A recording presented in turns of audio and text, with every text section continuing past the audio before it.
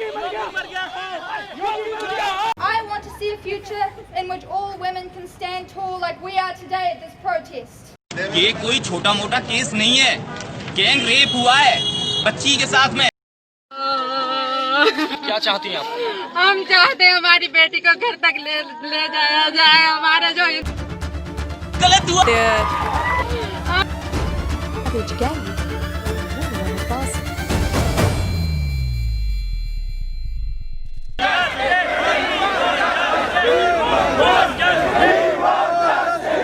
हमें डर लगता है, हमें बहुत डर लगता है अकेले कहीं जाने से, अकेले कहीं दूर।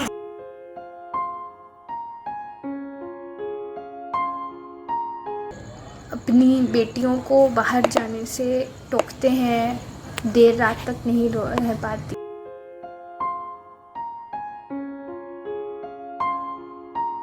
पता है रेप क्या है? आम चीज़ ना, हमारे लिए अब आम चीज़ हो चुकी है, क्योंकि हर दिन तो एक खबर आती है कि आज उस लड़की का रेप हुआ, आज उस लड़की का रेप हुआ, उसके साथ ऐसा हुआ, उसके साथ ऐसा हुआ।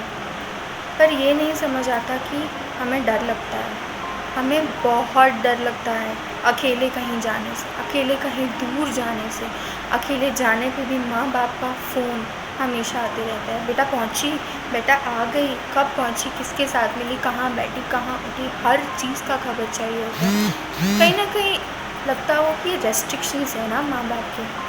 नहीं, आजकल जो टीवी देखकर पता चलता है, उसके बाद जो कंसर्न होती है माँ बाप की, उससे बढ़कर कोई चीज़ नहीं हो सकती, उससे बड़ा खौफ कोई कुछ नहीं हो सकता। रेप को इतना आसान नहीं लो, रेप को इतना आम चीज़ नहीं बनाओ।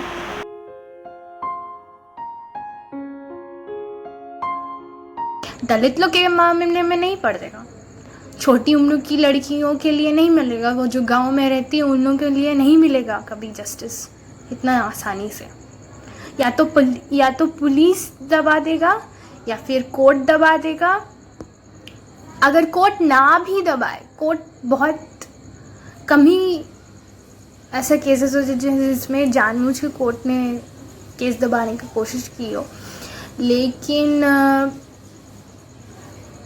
पॉलिटिशियंस दबा देंगे। So much has been said, so much is being said, but the question is, how much is enough?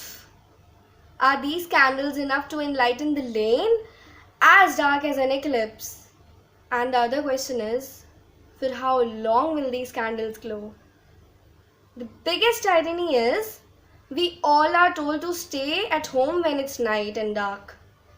But the question is, for how long?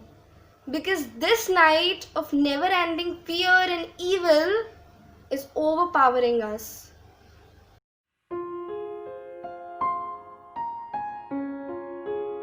Let me ask you something. Like, we live in an independent country, right? Like, as they say. Then, obviously, this breaks the irony of those people who say that rape happens because of those provoking clothes which girls wear. Then why a 70-year-old woman who wears a sari, or even a Muslim woman who wears a burqa, or even an 8-year-old girl child who does not even know the meaning of this are equally unsafe in this country? It's high time to stop blaming girls on the way they talk, they walk, they smile, or even what they wear.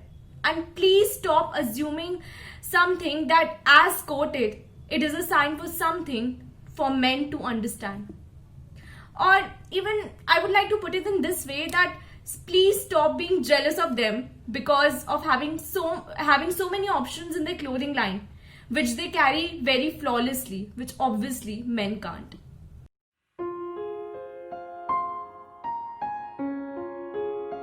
Rape यानी कि बलात्कार, जिसकी खबर हर दूसरे या तीसरे दिन हमारे देश में हलचल मचा देती है। पर हमारे देश में रेप की सज़ा क्या है? उम्र कैद, या फिर बहुत कैंडल मार्च करो और रैली निकालो, पोस्टर्स बनाओ, save our daughters, Beti Bachao, ये सब लिखो, कहो, चिल्लाओ, तो जा कर के मिलती है फांसी। क्या इतनी सज़ा काफ़ी है उनको? उन मुजरिमों को जो इतना घटिया जुर्म कर देते हैं, इतनी घिनौनी हरकत करते हैं हमारी देश की बेटी के साथ। और देश की बेटी हो या ना हो, किसी के भी साथ ये होना बिल्कुल गलत है, बहुत ही गलत। 2020 में भी आकर लोगों की सोच वहीं की वहीं है, छोटी की छोटी।